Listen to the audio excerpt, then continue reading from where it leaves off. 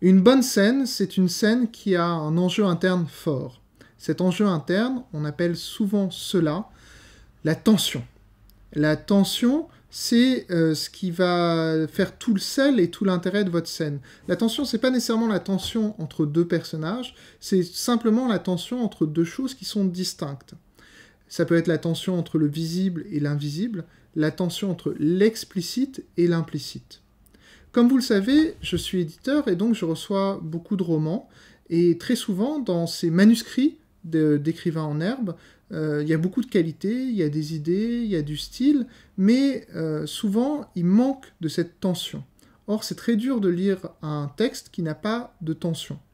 Ça se voit particulièrement dans les scènes de dialogue. Les scènes de dialogue sont des scènes où, dans les manuscrits qui sont imparfaits, on voit qu'il n'y a pas d'écart entre ce que disent les personnages et ce qu'ils pensent. Or, dans le monde réel, les gens maintiennent un écart entre ce qu'ils disent et ce qu'ils pensent. Ça ne veut pas dire qu'ils sont machiavéliques, puisque très souvent, cet écart n'est pas volontaire, et c'est même un écart dont ils sont inconscients. Et c'est d'ailleurs une des très grandes qualités d'un roman, généralement, de révéler aux héros ce qu'ils sont au cours du roman. Parce que souvent, en fait, leurs propos explicites vont être différents de ce qu'ils vont faire implicitement, tout simplement parce qu'ils ne sont pas conscients de l'écart entre ce qu'ils sont et ce qu'ils font, entre ce qu'ils sont réellement et ce qu'ils veulent projeter auprès des autres. Donc votre mission, puisque vous avez accepté d'écrire un roman, et je précise que cette vidéo ne s'autodétruira pas dans quelques minutes, donc votre mission, c'est de créer un écart entre l'explicite et l'implicite. Pour vous donner un exemple concret, pensez au film Casablanca, ce classique des classiques. Dans ce film, vous avez le personnage de Rick, le tenancier d'un bar, qui retrouve la femme qu'il a aimée il y a quelques années et qui l'a quittée.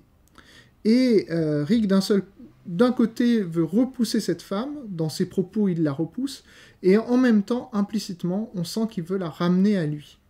Et dans cette tension entre ce qu'il fait et ce qu'il est, ou ce qu'il est véritablement, gît toute la tension du récit, et aussi toute la tension des scènes où Rick va intervenir et interagir avec ce personnage féminin.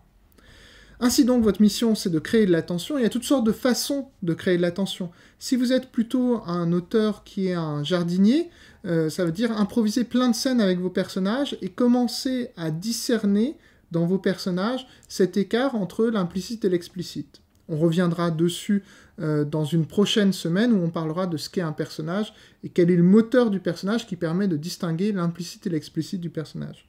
Mais si vous êtes plutôt un écrivain en herbe qui a une mentalité d'architecte, eh bien vous pouvez vous donner des contraintes créatives. C'est-à-dire que, avant d'écrire à proprement parler une scène, vous pouvez faire une sorte de petite fiche d'identité de la scène où vous pouvez dire voilà, la tension sera créée par un écart entre tel élément qui est explicite et tel élément qui est implicite. Et avant la fin de la scène, une tension, une inversion de valeur se sera faite en passant de telle valeur à telle valeur. Enfin, quelle que soit votre façon de créer cette tension, dites-vous qu'il faut que cette tension soit là. C'est ce qui donne envie au lecteur de lire la scène et qui permet de lire la scène d'après et de progresser dans l'intrigue.